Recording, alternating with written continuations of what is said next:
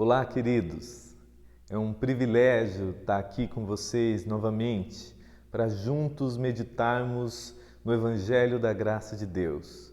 Nós começamos na semana passada a compreender o grande diferencial como conteúdo de reflexão do verdadeiro significado do Evangelho. O texto que eu escolhi para a gente meditar e refletir juntos está em Romanos, no capítulo 1, no versículo 16 e 17, quando Paulo diz que ele não se envergonhava do Evangelho, porque é o poder de Deus para a salvação de todo aquele que crê. E esse texto, Paulo estava dizendo isso, com o significado profundo do que seria o Evangelho, de maneira muito breve, mas significativa, eu trouxe a importância que é para nós entendermos o diferencial do que o Evangelho genuinamente é. Muitos de nós pressupõem que entenderam o Evangelho por nascer num país dito cristão, de convivência católica e evangélica, por saber alguma coisa sobre Jesus e carrega significados contraditórios e equivocados do que seja o Evangelho. O Evangelho, tratado por Paulo ali, a palavra Evangelho significa essa proclamação de boas novas, essa proclamação de uma boa notícia, de que algo aconteceu na cruz e na ressurreição de Cristo, e que por nós entendido como significado genuíno cura, salva, transforma a nossa vida. E é importantíssimo nós entendermos essa realidade das Escrituras para que genuinamente o Evangelho carregue em nós esse poder transformador. Porque muitas vezes a maioria de nós entende o Evangelho como esse padrão moral a ser seguido, entende a Jesus como um exemplo ético a ser seguido, como um exemplo de espiritualidade que eu devo entender os princípios, as leis, as regras, os conselhos, e com isso nós transformamos para nós e na nossa pregação o Evangelho num bom conselho. E sim, não há nada de errado num bom conselho, numa boa ética, mas o Evangelho em si mesmo, ele é uma boa notícia. Ele é a proclamação de que algo foi feito, e feito em nosso favor, por Cristo.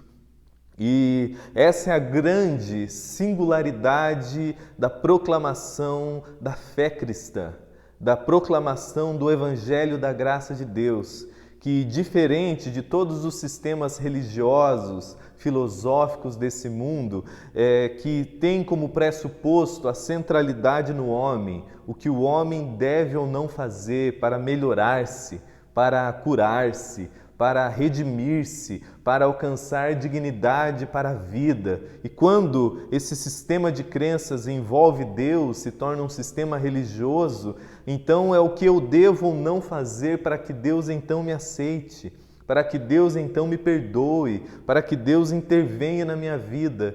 E no final, todos os sistemas, sejam filosóficos, sejam religiosos, tem como pressuposto o homem no centro. São pensamentos e crenças antropocêntricas. O homem está sempre no centro.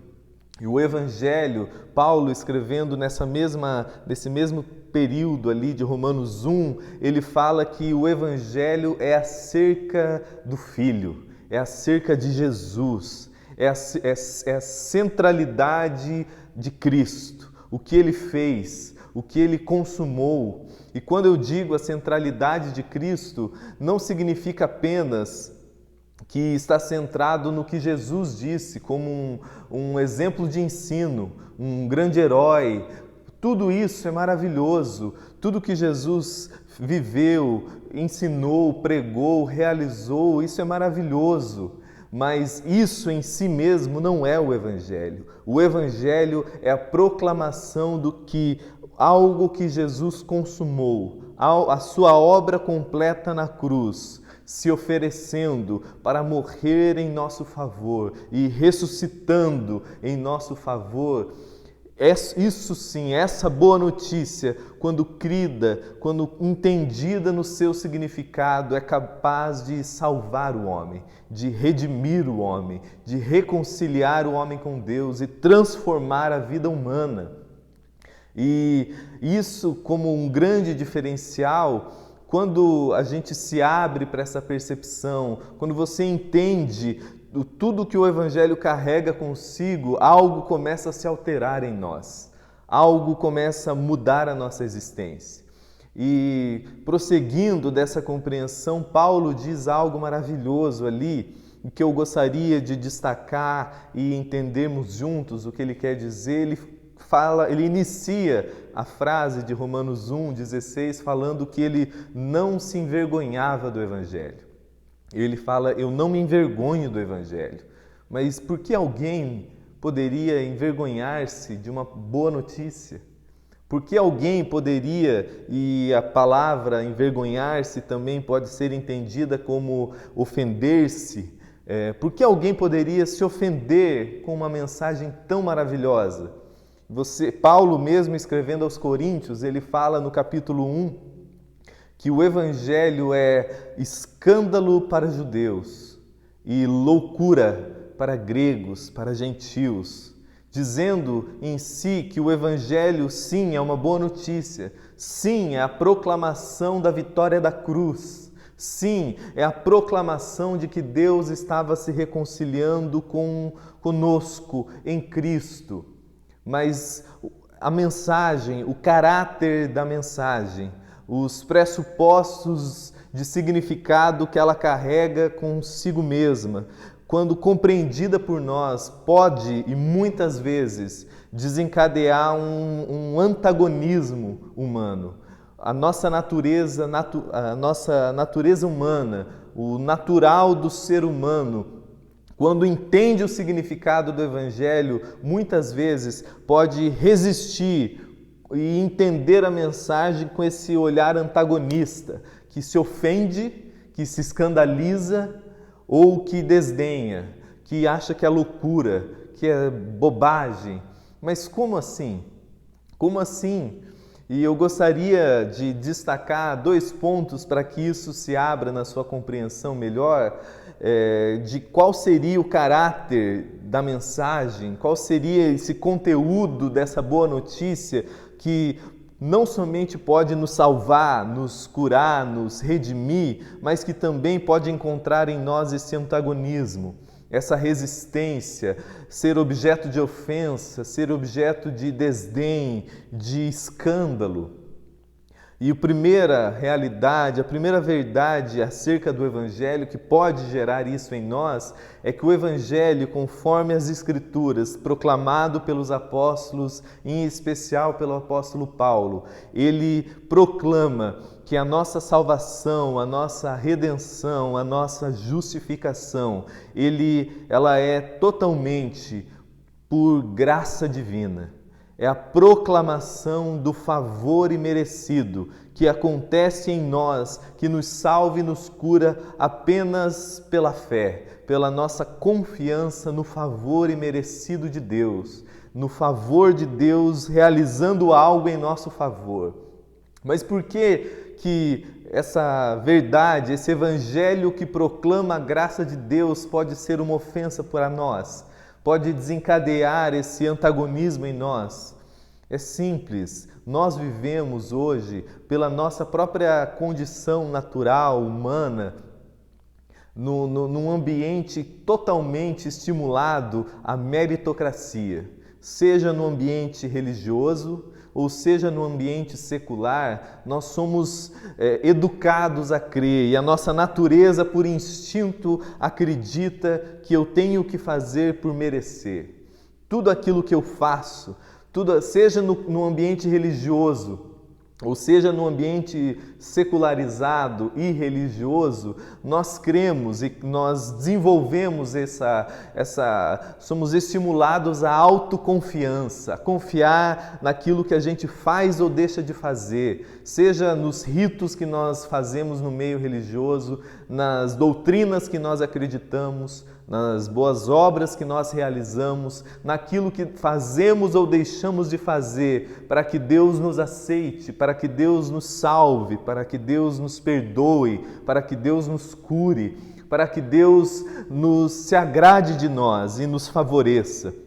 E de um outro lado, no ambiente secularizado, nós, mesmo tirando Deus do processo, nós acreditamos que a mente mais filosófica, a sabedoria mais intelectualizada, o desenvolvimento humano, tudo isso depende do que eu faço ou deixo de fazer. Então, quanto mais profundo a minha mente possa se desenvolver, quanto mais esforços eu posso empenhar no meu trabalho, quanto mais eu me dignifico, mais eu me melhoro, mais eu me redimo, mais eu legitimo a minha vida na existência. E a proclamação do Evangelho relativiza completamente todo o esforço humano.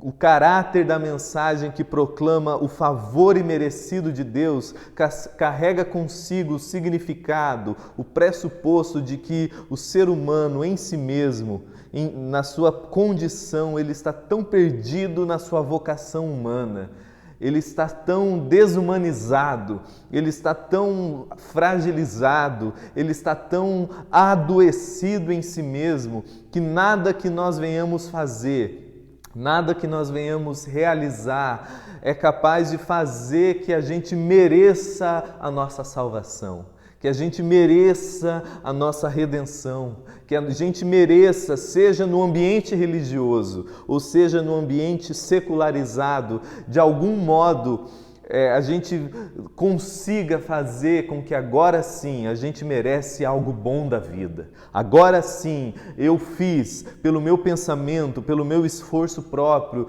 pelos ritos que eu desenvolvi, eu consegui de algum modo carregar essa sensação de autoconfiança. Agora eu mereço. Agora ou Deus ou a existência, seja lá o que for o que eu acredito, pela minha performance, pelo meu fazer, eu mereço o melhor, eu mereço a dignidade, eu mereço a justificação. E quando o Evangelho proclama que é tudo favor imerecido, que eu não mereço, que nada do que eu faça é capaz de desencadear esse processo do favor de Deus por mim, de que se não for pela graça eu estou perdido em mim mesmo. Essa mensagem que é tão maravilhosa encontra na natureza humana, que é cheia de justiça própria, esse antagonismo que fala não. Ele provoca esse escândalo religioso que se escandaliza, que se ofende ao dizer, você quer dizer que toda a minha moral, que todos os meus ritos, nada disso tem um valor de troca com o divino? Ou no ambiente secularizado, você está querendo dizer que a minha mente aberta, que o meu esforço performático no meu trabalho, que tudo aquilo que eu realizei não é capaz de me curar, de me dignificar, nada disso eu preciso de favor imerecido? Eu estou tão perdido em mim mesmo? E é exatamente o conteúdo da mensagem do Evangelho da Graça, que desde os tempos de Paulo e hoje ainda e continuará encontrando no coração humano essa resistência, esse caráter que nos ofende, que nos escandaliza, que gera desdém, porque faz com que a gente ache que é papo de fracassado, é papo de gente que não entendeu. E é exatamente por isso que muitos de nós, mesmo nos ambientes religiosos, mesmo dizendo crer em Cristo, nunca provaram o poder curador que o Evangelho carrega. Porque ele deixou de ser essa boa notícia, ele não é recebido por muitos de nós como esse favor imerecido.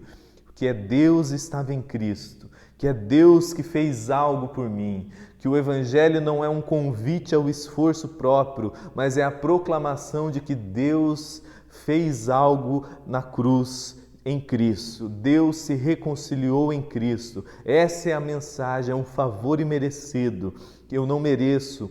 Nada do que eu faça é capaz de me fazer merecer. E favor imerecido, conforme diz Efésios no capítulo 2, quando Paulo falava aos Efésios sobre esse mesmo assunto, ele diz que é pela graça, por meio da fé, como um dom de Deus, como um presente de Deus. E ele fala, é pela graça, como um favor imerecido, para que ninguém se glorie.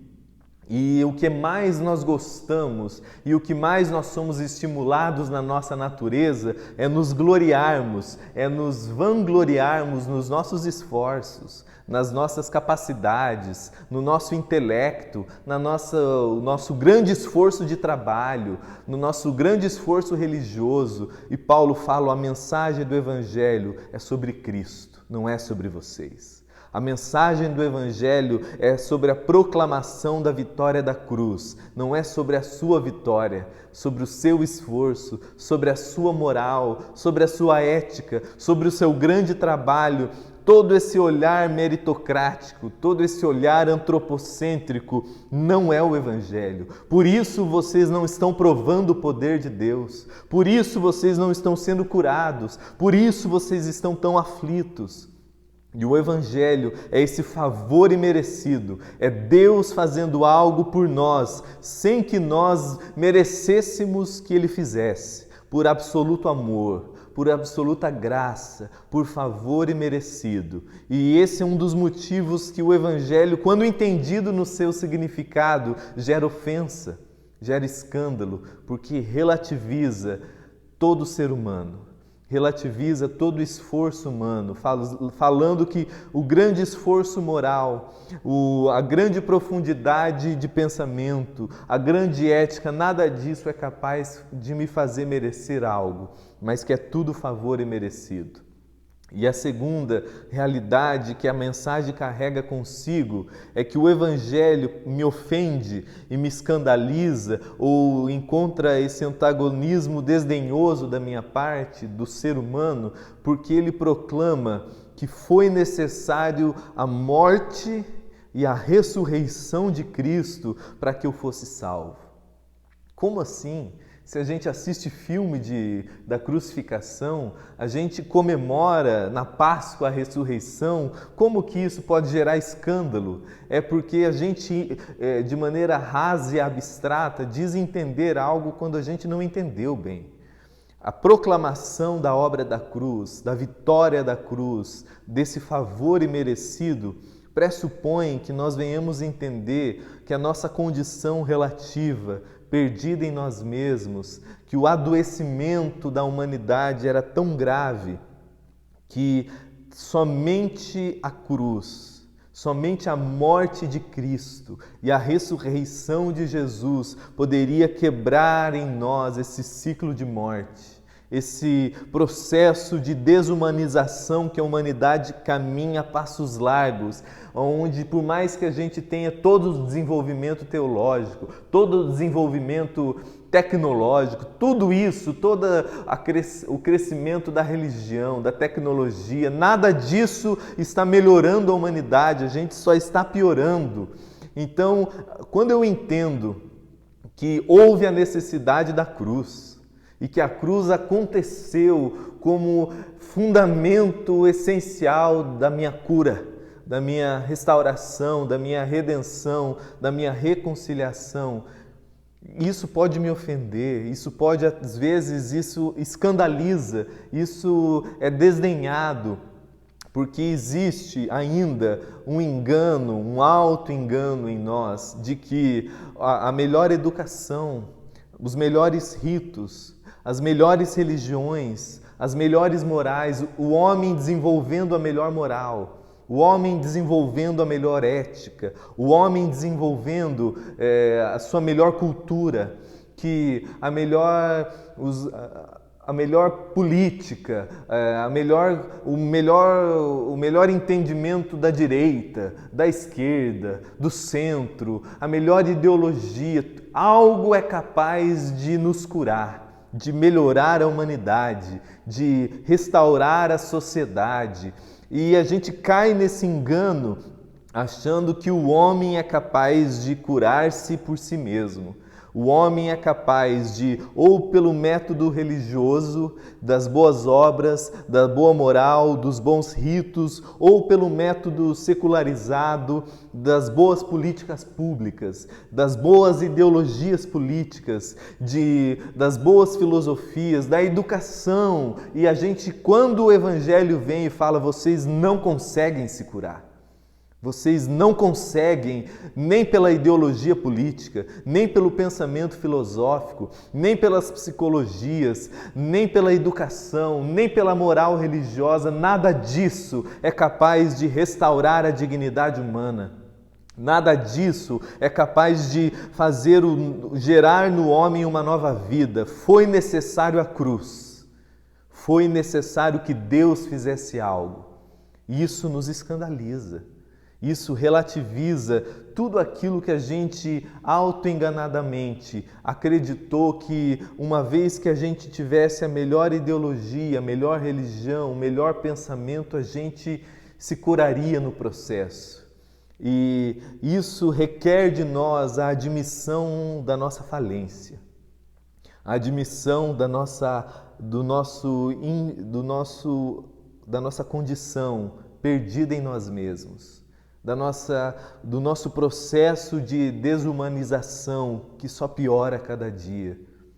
E o Evangelho, relativizando tudo isso para nós, muitas vezes é esse objeto de antagonismo, porque nos faz admitir que as nossas melhores religiões, que as nossas melhores ideologias políticas, que as nossas melhores filosofias, que as nossas melhores culturas, tudo isso pode até gerar uma máscara dando uma sensação para o lado de fora, mas para o lado de dentro a perdição continua. Para o lado de dentro a desumanização só se intensifica, porque eu não preciso a árvore do conhecimento do bem e do mal não me melhora. É somente a árvore da vida que me cura. Eu não preciso de autoconfiança, eu preciso confiar em algo. Fé pressupõe que eu não confio em mim mesmo. Fé, confiança na graça de Deus, pressupõe que eu admiti que eu não posso confiar em mim mesmo. Eu sou capaz de me autodestruir. Eu em mim mesmo, no meu narcisismo egocêntrico, por mais que eu desenvolva boas religiões, boas políticas públicas, boas educações, boas faculdades, boas psicologias, nada disso é capaz de me curar, nada disso é capaz de me redimir. Houve a necessidade da cruz. Houve a necessidade da redenção, da morte e ressurreição de Cristo. E tudo isso como completa graça, como um favor imerecido em meu lugar, em meu favor. E isso, quando a natureza humana entende essa verdade, isso gera muitas vezes ofensa, isso gera muitas vezes escândalo, isso gera muitas vezes desdém. Porque diz que você e eu carecemos da glória de Deus. Diz que você e eu, que não há um justo sequer, que todos se perderam em si mesmo. Todos se desumanizaram em si mesmo. E que qualquer coisa que eu tente fazer só vai ser remendo de roupa nova em roupa velha. Vai ser vinho novo em odres velhos, mas que eu preciso nascer de novo, que eu preciso ser regenerado. E uma vez que o Espírito Santo quebra essa resistência dentro de mim e me leva a essa rendição em fé, essa confiança, não mais em mim mesmo, essa confiança que admite a minha própria falência na minha humanidade, essa rendição que admite de que eu não consigo merecer, Que nada que eu faça, que me leve a essa condição de que eu paro de olhar para o meu próprio umbigo e entendo que o Evangelho não é ao meu respeito, mas é a respeito do Filho, é a respeito daquele que o Filho de Deus estava consumando em meu favor.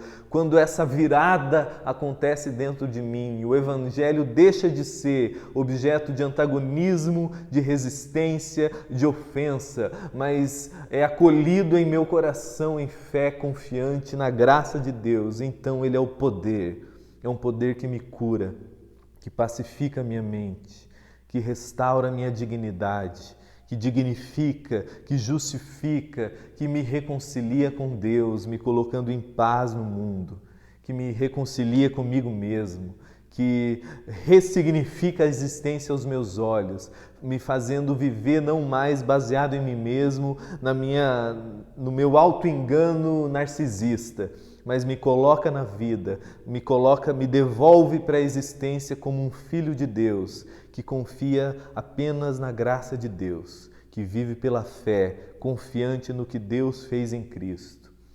Guarde essa verdade maravilhosa. Permita e se renda ao Espírito Santo para que Ele abra os teus olhos para a verdade da cruz, do favor imerecido, do poder de Deus realizado em Cristo e proclamado a nós, e que cura, transforma, reconcilia a nossa existência e nos devolve a vida como seres humanos, filhos de Deus, criados com essa vocação celestial. Em nome de Jesus.